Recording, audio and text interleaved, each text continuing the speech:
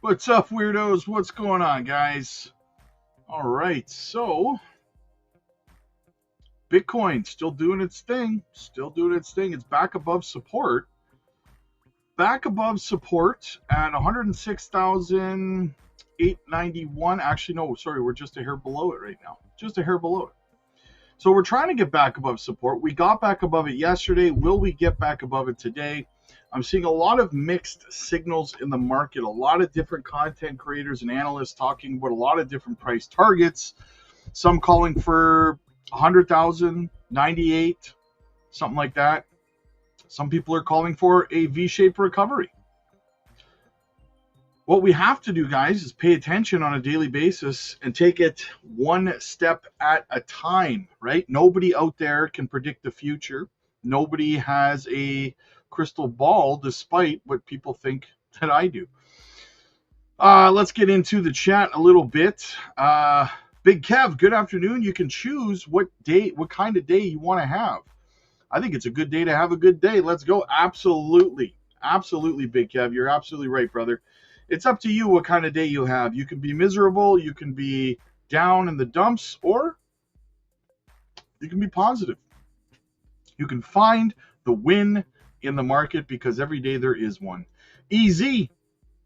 When I grow up, I want to be like Candyman. I tried to write a joke on paper, but it was... I see what you did there. It was terrible. Nice. J Money, Bulbasaur in the house. First Pokemon of the day. What's happening, man? Good to see you, brother. Good to see you. Let's dive into the chat a little bit, guys. See what's going on out there in this wonderful crypto space. All the negativity flowing around. Pretty good metric to me, guys. Pretty good metric to me. J Money says, what's up? Easy says, happy Friday, fam. The lows never as low as they seem. The highs are never as high as you believe. Absolutely. Joy, what's going on? Happy Friday. It is open mic Friday night over on the Patreon, and it is going to be a wine fest over there tonight. I can tell you that much. Holy smokes. H. Barbarina in the house. It's a me, Mario. Sell me? Pff, no way, Robbo. So, absolutely. Kizza, what's up, man? Things are a bit right now, but they won't be forever. Patience. Exactly. Pain is temporary. Profits can be forever. Hook 'em. Thank you so much, man. I'm riding with you to the end, brother. Good times ahead. LFG. Zebek. Absolutely, man. Amen to that. We're going to ride this mofo till the wheels fall off, baby. Yo, Mars in the house. What's happening, brother? Another local says, hey, Robin fam, did the M2 money supply capitulate to the lows we are experiencing? No, there is. It is decorrelated right now, but it will recouple at some point. Guys, make sure you hit the like and subscribe on the way in. We have 169 people watching. We have 51 likes. Not bad, guys. Not bad. Hit the like button, though. Let's get it going. Let's get it up to 100. By the way, guys, we only need 17 subscribers to hit 15,000. So if you're watching and you're not subscribed, whether it's live or on the replay, hit the subscribe button. Push us up over 15K, guys. Let's get it. Jake the Snake says, chat indicator says, we're nearing the local bottom. Amen to that, man. Amen to that. I want to play you guys something here, okay? Oh, we're back above support right now, by the way, on Bitcoin, but I want to play you guys something. I'm trying to clear my throat. This is what I said yesterday. This was me 24 hours ago from right now. This was what I said yesterday. I'm going to let you do whatever you want with what I said yesterday at this time, okay? This is what I said. Listen up. Now, if that doesn't hold, we could come down and test 106,900. But here is the long and short of it, guys. There is, in fact, a CME gap at $104,000. Will we fill that CME gap? Let's put it on the board. Let's put it on the board, ladies and gentlemen. 104,000. All right. We'll just do that. Okay, so let's get rid of this. This is just $100,000, right? So we have the CME gap right down here. Will we come down and fill this gap? Well, we would have lost all of our moving averages at that point. And here's the thing. Again, I touched on this morning. What we've been doing here, guys, right? As you can see, what have we been doing? Well, we've been putting in higher lows, which is a bullish structure, right? However, this collapse down here, we've lost our trend line. If we do not climb back up and close today's daily candle above this red line here at $110,580 roughly, right? If we don't get back up above that level for the daily close on this candle, well, we have officially started a downtrend and we've moved out of the uptrend, right? So that would say to me that we are going to be in a prolonged, not too long when I say prolonged, but at least a couple of weeks, in my opinion, of a downward structure to come down here, right, and test or fill the CME gap before coming back up, right? Because we're putting in a lower low, right? So that says to me potential for a downward momentum over the next week or two, roughly, right? So personally, I'm going to be holding off on DCAing today because I believe we're going to see lower prices. And if we're going to see lower prices, the only way we're not seeing lower prices, in my opinion, is if this, like I said, if this candle gets back above this red line here at $110,581 and closes there. So that is what I said 24 hours ago from right now, right? That was yesterday. Some people were still, for some reason, surprised at the move last night, at the dump last night. Take what I said yesterday, what I just played for you, take that for what it's worth and do what you want with it, right? So we got some more super chats to get into. Great Scott. Rob, I just got back from November 5th on the DeLorean. Prices are higher. Holy guacamole. Load up. Absolutely. Compadres. There you go. What do we got? Ramona says, please hit the like and subscribe. Happy Friday, y'all. There it is. Absolutely. It is open mic Friday night over in the Patreon as well, guys. Make sure you do not miss out on that. All right. What else do we have? Ethan says, gold top signals flashing with retail lining the streets to buy. Yes, exactly. Yes, where's that capital going to start to rotate into? Probably once we see, I think it will correlate, Ethan, with rate cuts. There's now a 77% chance of 3 rate cuts before the end of this year, right? That's October, November, December. There's a 77% chance of that happening. So as that takes place, we could start to see, like you're saying, Ethan, a little bit of rotation of the capital from gold and silver into more risk on assets. As rates start to come down, you'll start to see that capital rotate into stuff like Bitcoin and crypto. So that's kind of how I see things playing out. There she is, Gamma Goddess. Let's stay focused so we can get this money. Dave, what's up, man? Let's go, brother. Absolutely. Christopher. Hey, Rob, noticed a possible trend. There were 368 days between the first Bitcoin halving and peak, 525 between the second, and 549 during the, what if the cycle is growing? Yes, that is, I've heard that theory before. You could be right. Maybe it's a little bit longer. Maybe it's 585 or 90 days this time, right? That would mean that, what are we at right now? We're at about 525 days right now, roughly, give or take a couple of days. So that would mean we'd have another like month and a half to 2 months before the peak of this cycle, which would bring us into December, right? So interesting. Hey Rob, give your thoughts on Swiftcoin. Every day you ask me that. Swiftcoin is one of my biggest bags. It's in my top three. Always in my top three. And honestly, I feel that Swiftcoin is a phenomenal buy right now. That's just my personal opinion. We actually talked a lot about Swiftcoin last night in the Patreon only live stream with Max and Rule Black. So it was actually very, very good. Brandon, what's up, man? I bought Quant on sale. Nice. There you go. Every day I wake up is a great day. Exactly. You're blessed. Look at the blessings all around you. Nicholas, what's up, big dog? Touching some grass this week. Currently on a flight to, what do you, God is good. Holy smokes. What are you going there for, man? William, good to see you, buddy. Splake, selling my body for dry powder. Oh, nice. Jay says, I was panic buying. Don't know why that's not an option here. You know what? Maybe tomorrow's survey will be, were you panic buying? AF, all praise to Brother Rob for staying with us and making us strong. Ditto.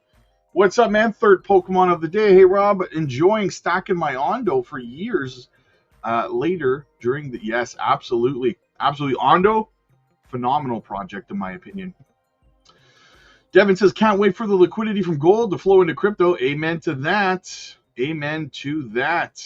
Ghetto Born says, bye. We at Crypto Future Community by the fear. Quentin says, hey, what's up, Robin fam? Isaac, fourth Pokemon of the day. What's up, man? Damn, I sold it all. I don't believe you. DP, what's up, man? If we dip down to liquidate longs, don't exchanges pay more in shorts? Yeah, but they make money from all the longs, far more, right? And also, DP, you're only paid out on shorts if you close your position, not just because you have it, right? Not if your position's open. One Love says, I have a problem of picking up more Jasmine every day. How do I stop? That sounds like a good problem to have, in my opinion. Zebek Army is here, McNerney. I'll bring the cheese for all the wine tonight. There you go. You're going to need it. Zebek has all my chips at this point. There you go. Strawberry Dragon in the house. Hey, Rob, what's on the buy list? Let's get it. I'm not buying anything today. Honestly, I talked about it this morning. I talked about this morning on the Patreon morning market overview. I'm not doing any buying. I didn't do any buying yesterday. I'm not doing any buying right now because I do think it's possible we could see prices dip a little bit further. In the morning market overview, I talked about how just like that, people are putting in long positions again. There's over $2 billion in longs already built back up. If we jump down to $102,000, another $2 billion in longs gets liquidated, and that's an easy move. So I'm predicting, or not predicting, but I see a possibility of that happening. So right now, I'm just DCAing into stablecoin, and I'm just building up my dry powder bag right now till the smoke settles on the market and we get some sort of confirmation in which direction we're going to start moving. So for all you guys know, for everybody who, like, listen, for all we know right now, no one knows what's going to happen next. Nobody, not me, not nobody, okay? We got to let the smoke settle on the market. For all we know, heck, we could crash down to $95,000, $80,000. I don't think we're going to, but it's possible, right? Market manipulators could try to push us down. In saying that, for all we know, we get an immediate rate cut. We get some bullish news from Trump or whatever the case might be, and liquidity starts to flow from precious metals into crypto. And 2 weeks from now, we're at more new all-time highs, right?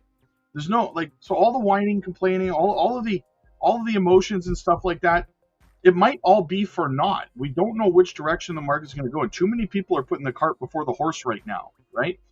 You got to take it day by day at the end of the day. Love the baller jacket, Rob. Thank you so much. William, those negative Nancys, don't let them get you down. Oh, I'm not down, brother. Nothing's getting me down.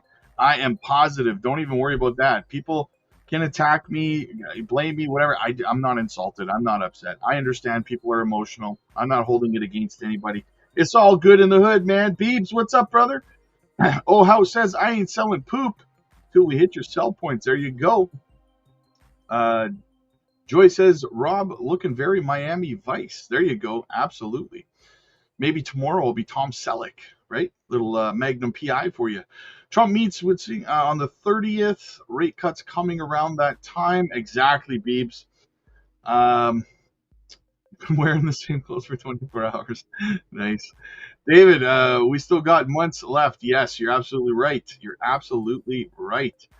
Hybrid Dad, people forget that the longer we go sideways, even with a little downtrend, it makes the blast off. Yep, you're absolutely right, Hybrid Dad.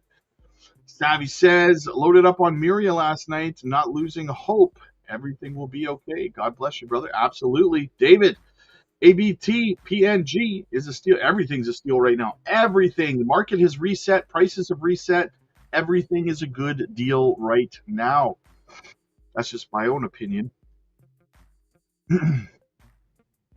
My theory, gold to Bitcoin, Bitcoin to alts. Yep. Good prediction. Good prediction. Paul, what's up, buddy?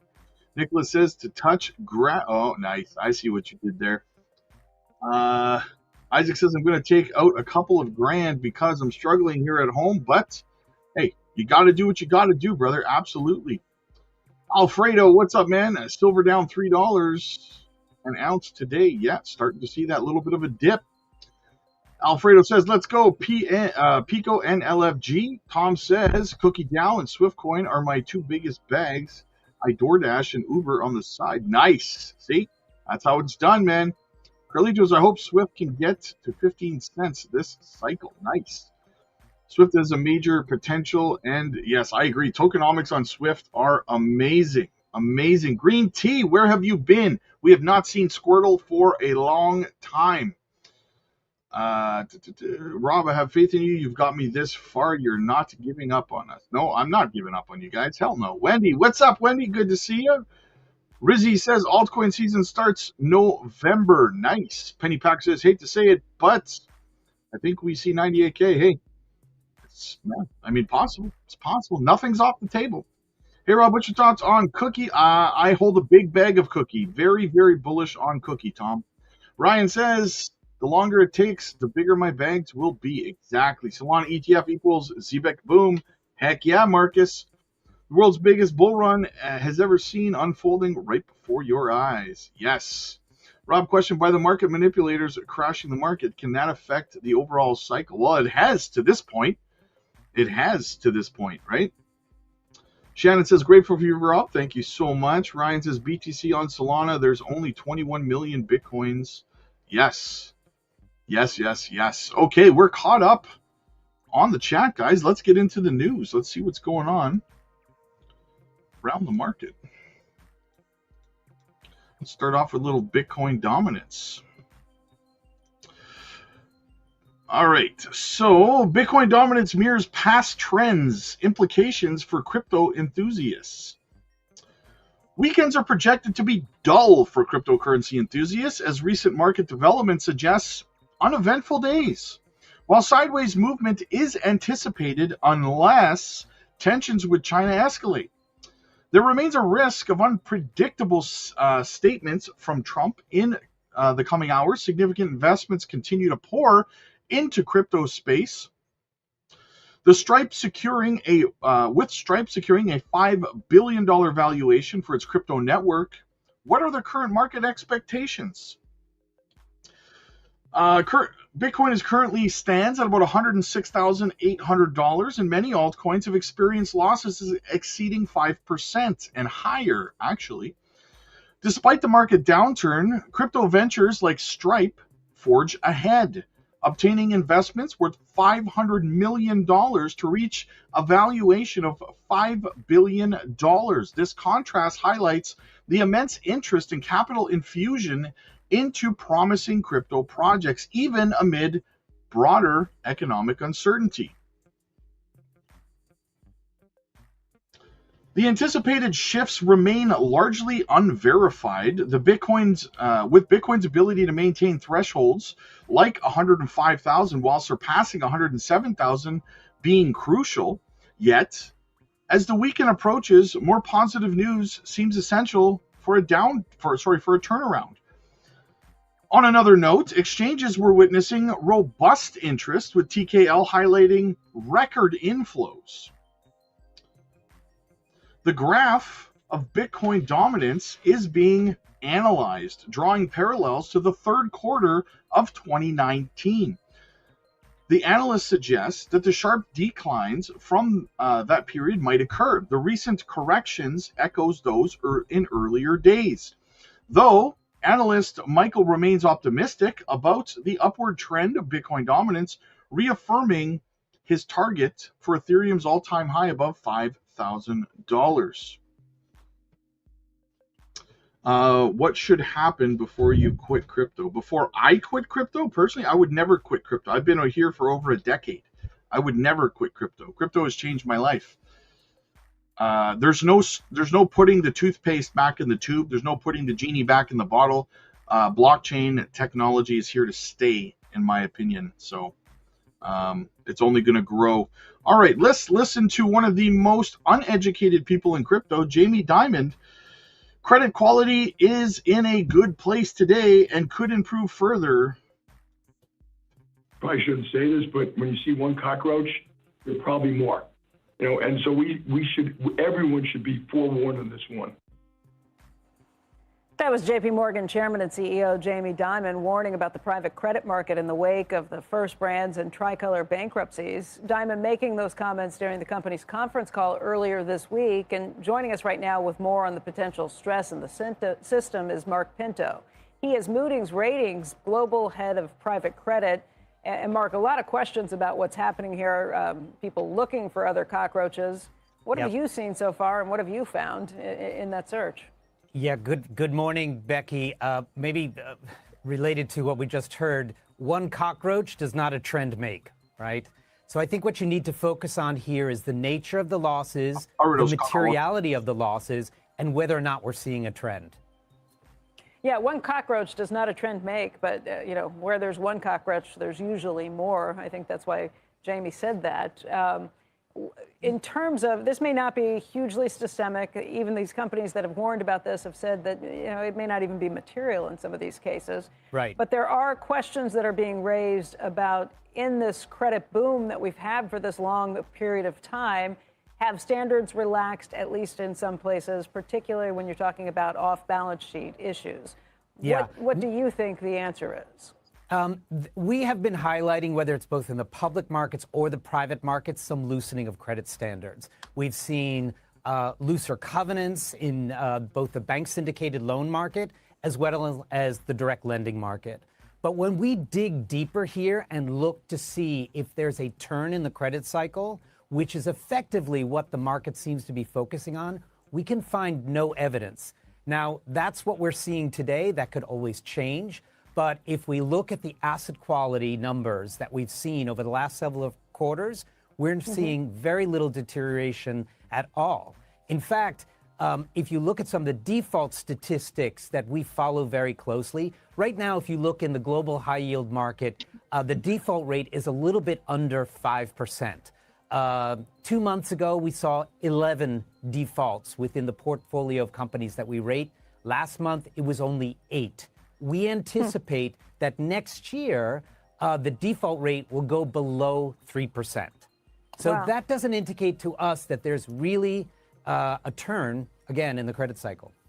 Yeah, that's certainly what we've heard from the big banks in their earnings this week. Many of them, like, not even taking reserves or taking reserves off the table at this point. Right. Maybe that's the headline here, is you think the default outlook is going to improve next year, get even better than where we are right now. I mean, I'm at a conference here in Washington, D.C. this week. It's called the Institute for International Finance. And you have close to 2,000 bankers, asset managers, and insurers talking about what's happening in the globe today. And one of the words that I keep hearing is resilience.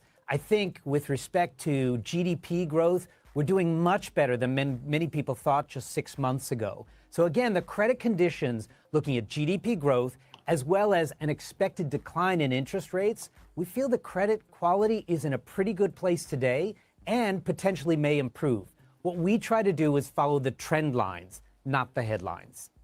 Mark, when was the last time that you all at Moody's saw things getting worse and kind of warned about it? Like, how frequently does this happen? Well, I can tell you, it's interesting because when we first started to see some of the dialogue around deregulation, which, by the way, we now call modernization, or is being termed the modernization of the regulatory framework, and we saw some concerns around GDP growth, we did put the U.S. banking system on a negative outlook.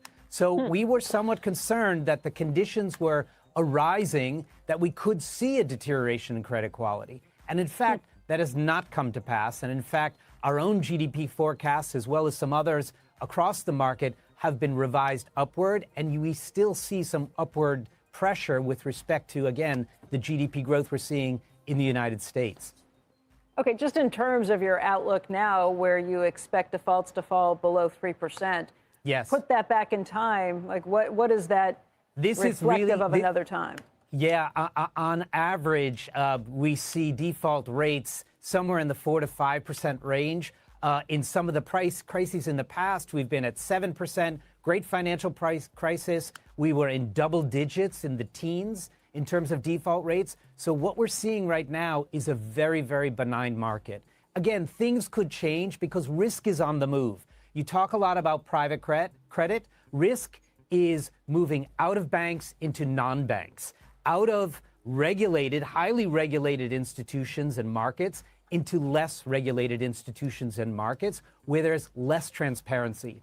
And I think that's something that the market has been focusing on. If you can't see it per se, then you may shoot first and ask questions later. So I think that's something that the market is probably focusing on a bit more in the context of what we're seeing on the screen. That is a good counter view to what we've heard a lot of over the last 24 hours, over the last week. Mark, appreciate your time today. No, thank you very much for having me. Again, Mark Pinto is Moody's Ratings Global Head of Private Credit, and it was good talking to you today, Mark. Boom. Anybody holding a steers? I did a deep dive video on a steer the other day. If you want to check it out, if you want to know what they're all about, very, very deep dive, very comprehensive. Make sure you check that video out if you want to know more about it and whether you should be holding it or not. Danny, what's up, buddy? Good to see you, man. Tola, thank you so much for the super sticker, my friend. As always, Tola's always got my back. What do we got? Crypto Crossroad Show says, let's go. Everybody, please hit the like button. Yes, what do we have? 274 people watching. We have 113 likes, guys. Come on. Come on. It's free to hit the like button. Yeah, Mario says modernize. Yes. Dana, good afternoon. Good afternoon. Wendy says people are not learning putting all the longs in. Yes. They can't. Can't they see? Yes, exactly. They just keep putting in longs and they're going to keep getting wrecked. Corporate Bitcoin adoption hits record 40% surge. So why is Bitcoin's price still flat?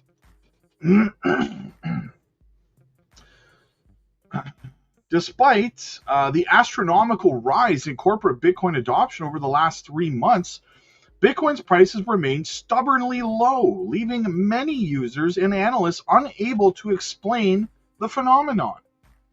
According to data from Bitwise Corporate Bitcoin Adoption Q3 2025 report, the rate of corporate adoption, Bitcoin adoption, rose by a staggering 40% between July and September, while the Bitcoin price remained at around $115,000 on average. The recorded surge is perhaps the most significant quarterly rise on record, but it hasn't affected the Bitcoin price in any positive way. Most users and analysts see a clear divergence between the record corporate Bitcoin adoption and have raised questions about the strange phenomenon and how it could affect investor sentiment.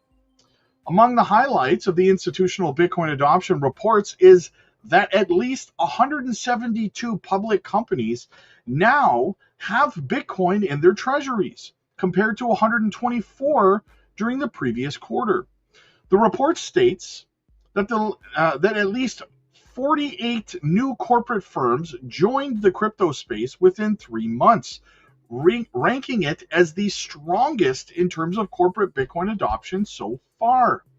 On the other hand, data from Bitcoin Treasuries.nft shows that there is an estimated $117 billion in Bitcoin reserves held by these corporate companies, showing a 28% quarter-over-quarter increase.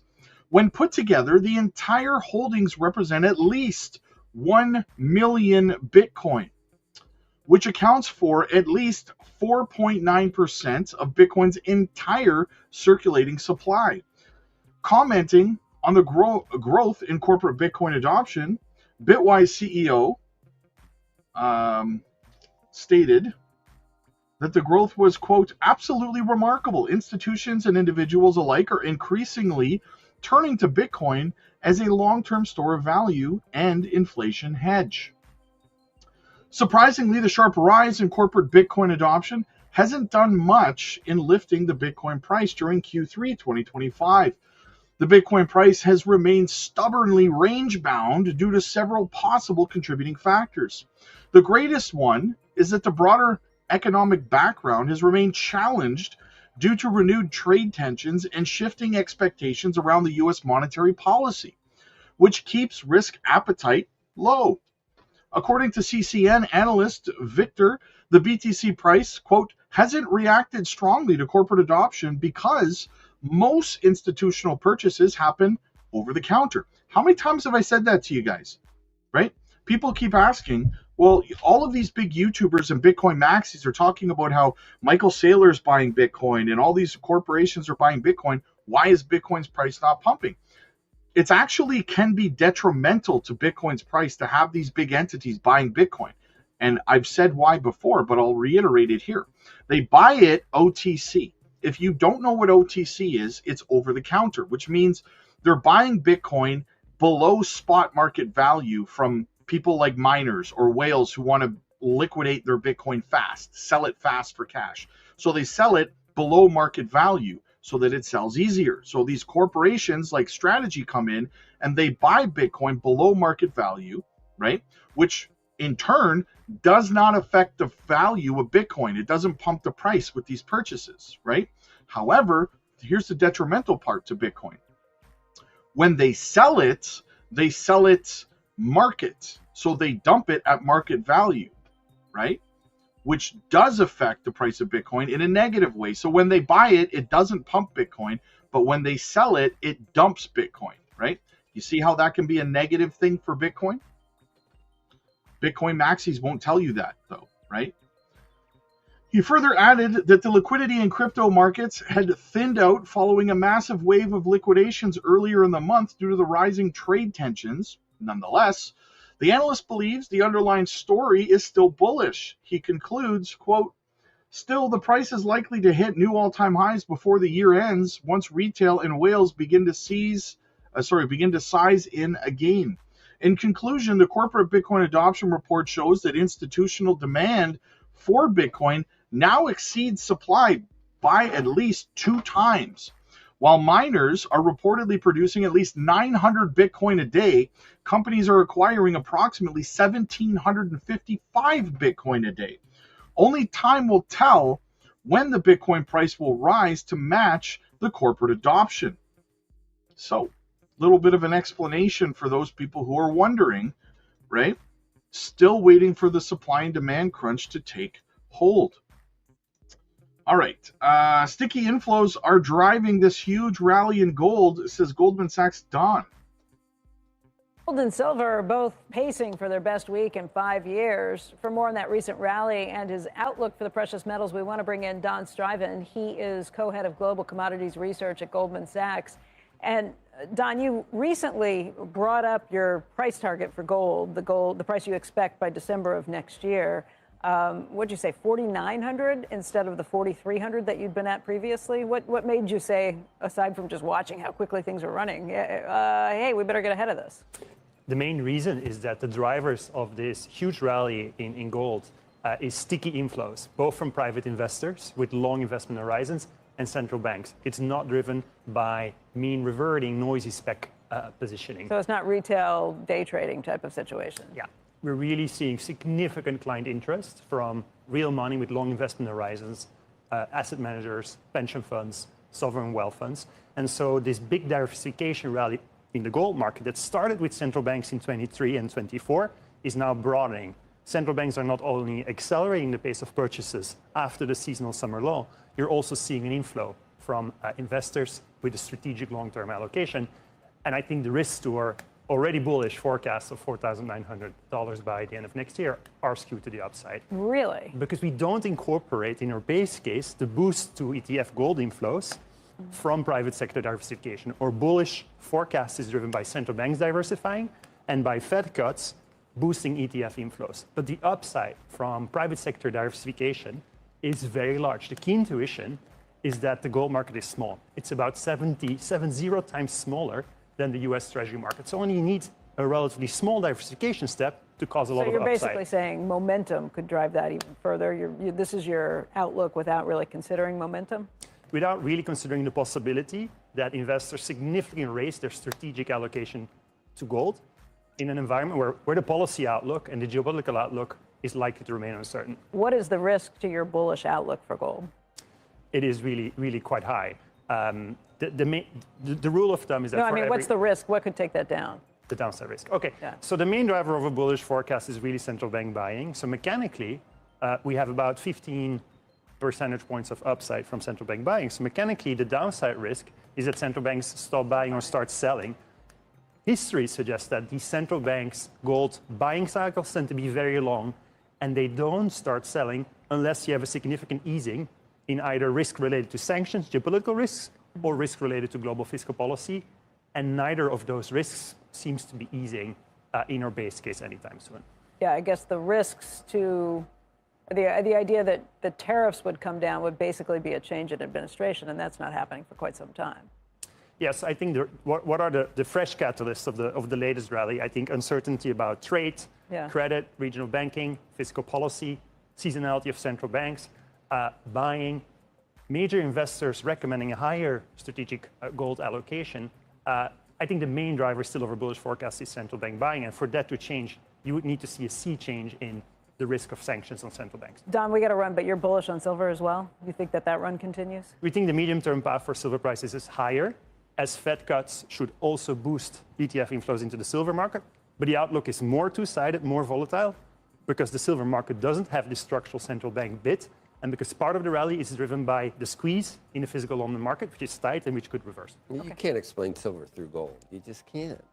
And some people think silver has more reason because there's all the industrial demand for things that silver goes into. But historically, they move together. I know, but it's investor inflows move together. Genuine. But fundamentally, to your point, the driver of the gold rally since 22 is central banks. Central banks are not buying silver. So we think the bullish outlook looks more certain. Did the Hunt brothers have kids? Maybe it's their grandkids. I don't know, but the recent rally is a reminder of history which suggests that silver. See, for me, though, silver has more demand in terms of utility. That's what I would say about it, and I disagree with him. I think that as rate cuts start to come into play, I think you're going to start to see risk on appetite start to take hold, and you're going to start to see capital flow out of precious metals and into more risk assets like crypto, right? Or small cap stocks. Miller Mountain says, we love you, Rob, with you through whatever, without a doubt. Amen to that, man. Amen to that. Thank you so much. And I'm hoping that silver comes back down so I can accumulate some more maples, man. Absolutely. No capitulation, just consolidation. What this Bitcoin correction really signals. Bitcoin came under renewed selling pressure on Thursday as it slid below $105,000. The latest market downturn has reignited comparisons to earlier cycles. But on-chain data suggests the 2025 landscape is structurally stronger than 2020 or 2021. Unlike past corrections, when exchange reserves surged as investors rushed to sell, CryptoQuant said that today's balances remain near decade lows. This reflected a leaner supply on trading venues.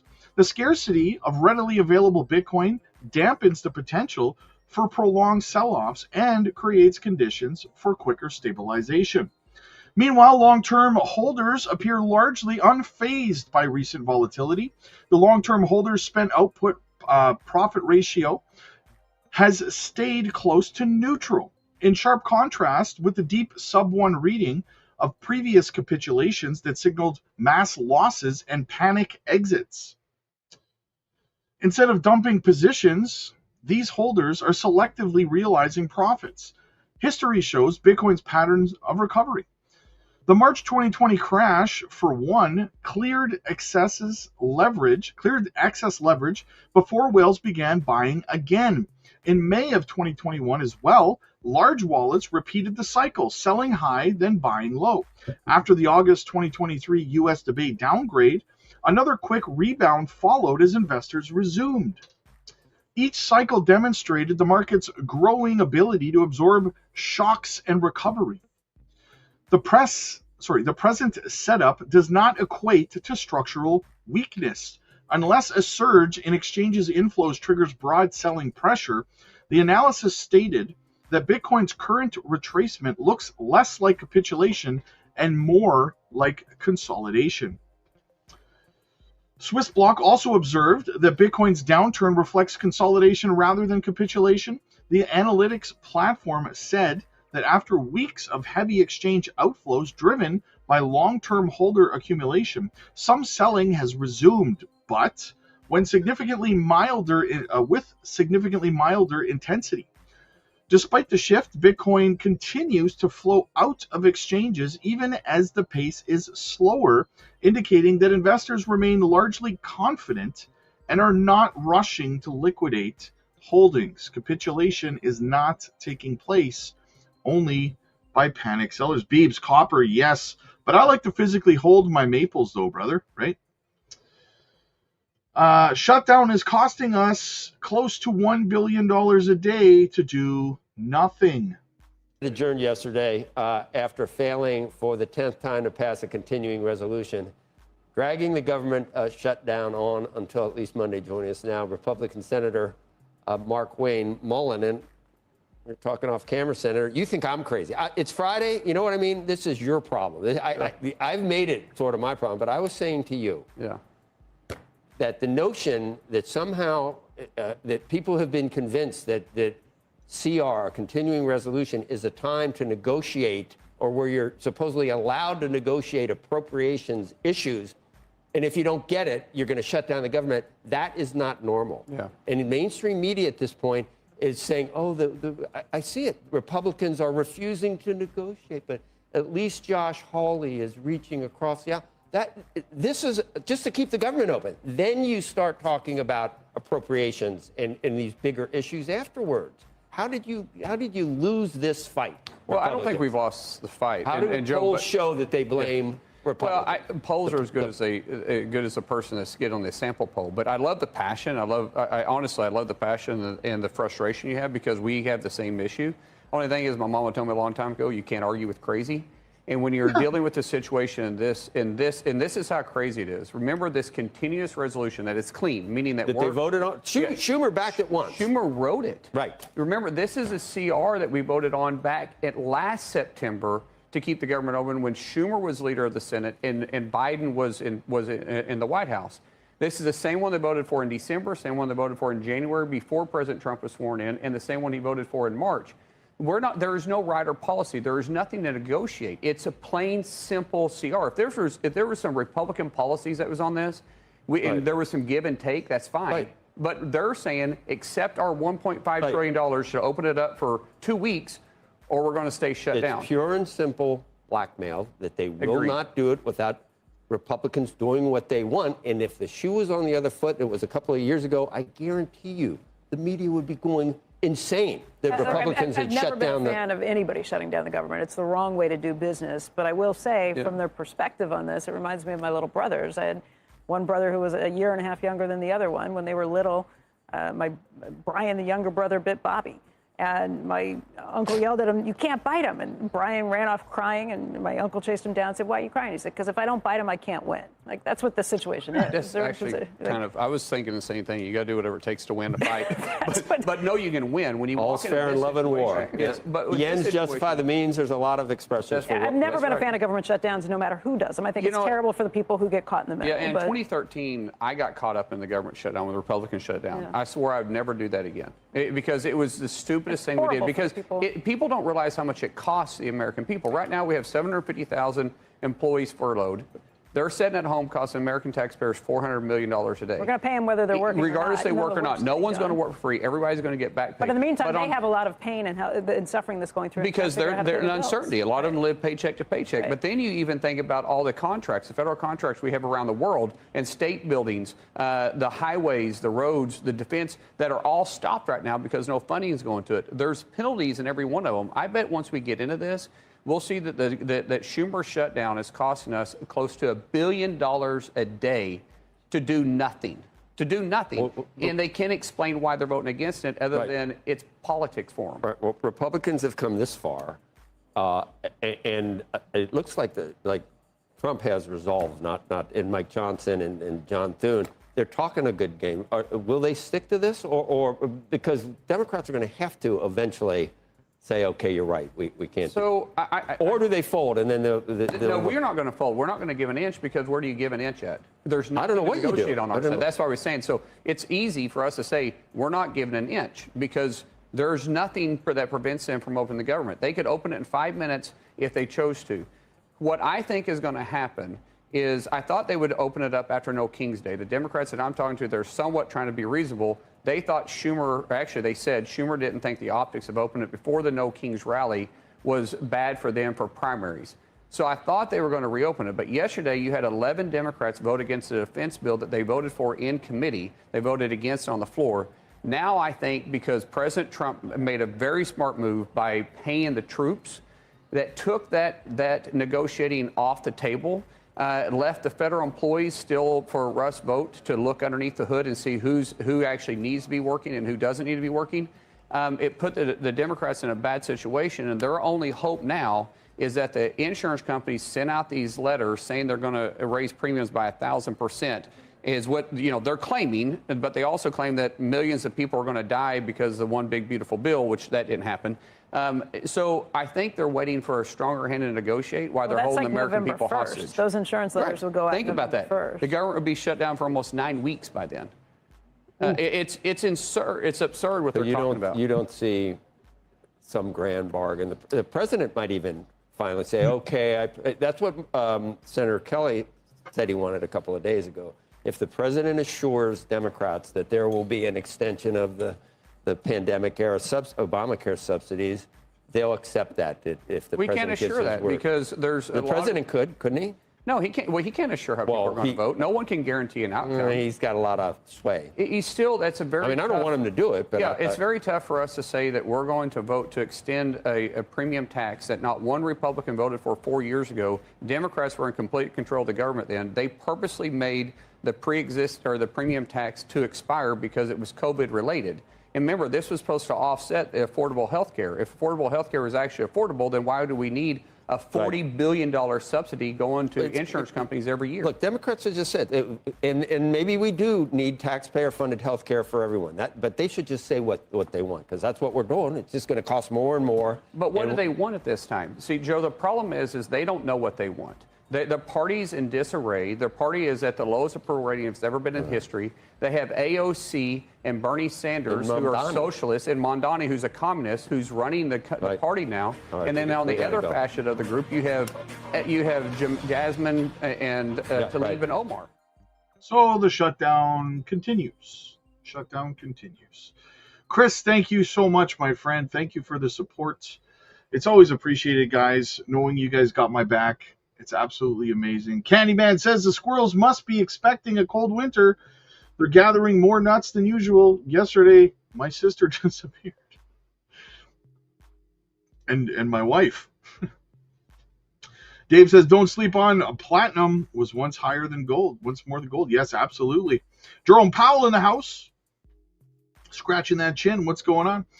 All right, guys, listen, I got to get out of here. I got some coaching calls I got to do over on the Patreon. Get over there, guys. It is Open Mic Friday night. If you want to have a lively discussion, the microphone and the camera turned over to you to have a debate, have a conversation about what's going on in the market, how you're feeling, and how other people are feeling. Join our open mic night tonight over on the Patreon.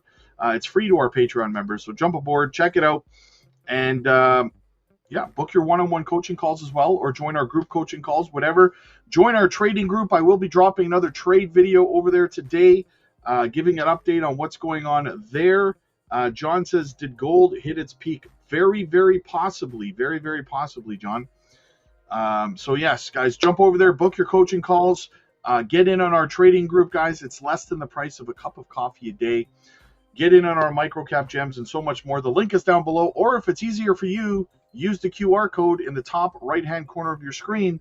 Click like if you like this video. Click subscribe if you really liked it. I'll see you guys in the next one. God bless.